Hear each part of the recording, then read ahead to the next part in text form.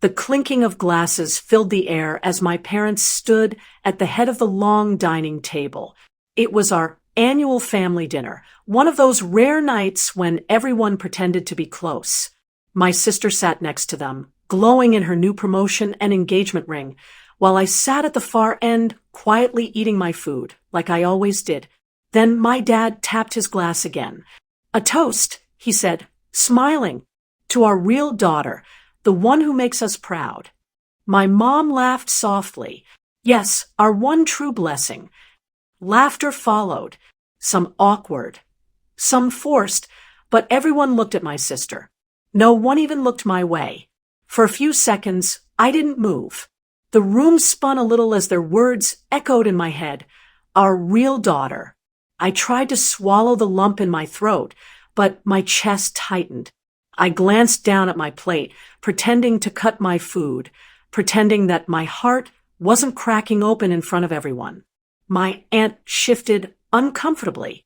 My cousin stared at me, then at her plate, clearly not knowing what to say. I finally spoke, my voice low but steady. "That's a strange toast." My dad didn't even look at me. "It's just a figure of speech. Don't be so dramatic." My sister smiled, faintly, like she enjoyed it, like this was her throne, and I was the uninvited guest who forgot her place. I excused myself from the table before anyone could see the tears in my eyes. In the hallway, I heard them laughing again, the kind of laughter that burns into your skin. That night, while everyone stayed behind drinking wine and telling stories, I packed my bag quietly from the guest room upstairs. I didn't slam a door. I didn't yell. But before I left, I placed my glass from the dinner table on the counter with a sticky note on it. It read, "To the invisible daughter, may she never need a toast to know her worth." Then I walked out, closing the door behind me for good. The drive home was quiet, just the hum of the engine and the sound of rain tapping against the windshield. My phone buzzed over and over, messages from relatives, half-hearted attempts to defend what my parents said. They didn't mean it like that. One wrote, "Your dad was just proud of your sister." Proud. That word had haunted me for years. Proud of her grades, proud of her job, proud of her engagement. I was the ghost in every family photo, always smiling just enough to not ruin the frame. I reached my small apartment and dropped my bag on the couch. The note from the dinner echoed in my mind. Our real daughter. My reflection in the dark window looked tired, smaller than I remembered. But there was something else behind my eyes. Resolve. That night, I opened my laptop.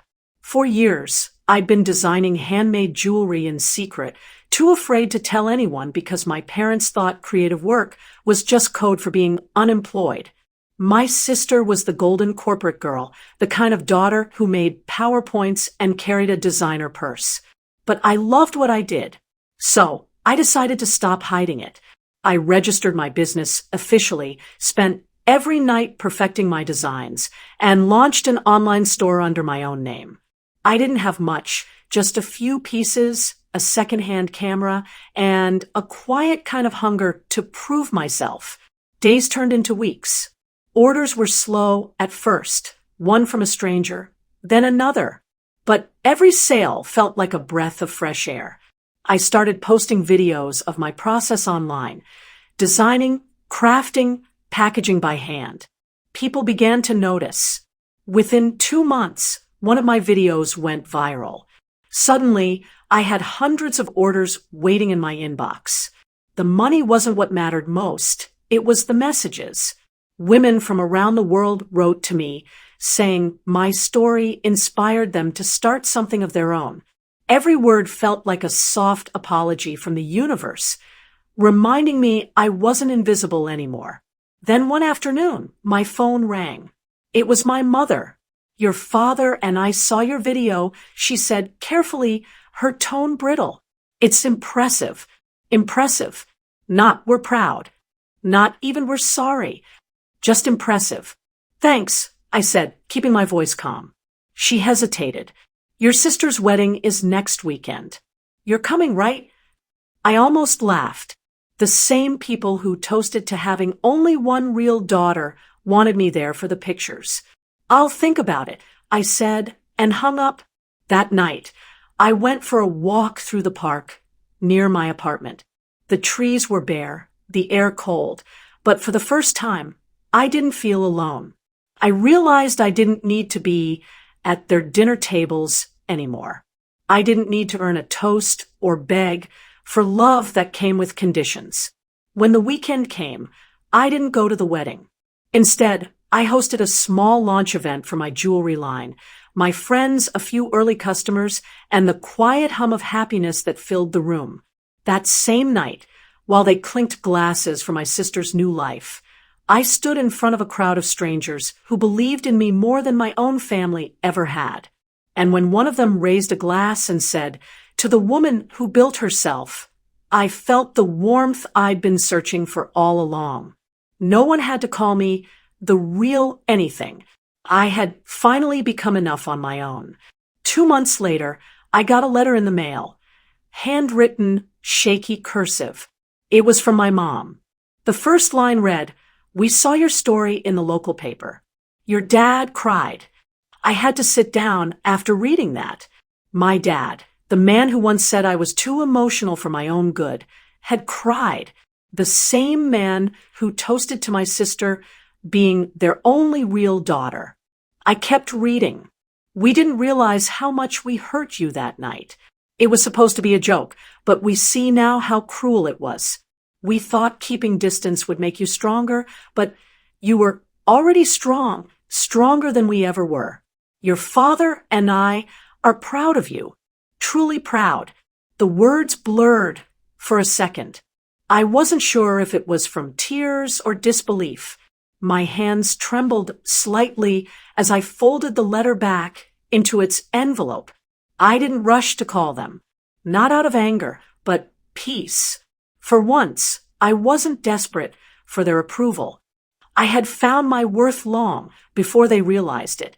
A week later, I visited their house. My mom opened the door, eyes red, voice trembling. "We watched all your interviews," she said softly. "You did everything you said you would." My dad stood behind her, silent but different, smaller, humbled. He finally said, "We were wrong. You didn't need our toast to prove your worth. You made your own." For the first time in years, I hugged them both. Not because I needed their validation, but because I had already forgiven them long before they asked. That evening we sat together, quiet, no forced laughter, no cruel jokes. Just silence and something new, respect. As I left, my mom handed me a small velvet box. Inside was a silver bracelet engraved with the words, "Our daughter, always."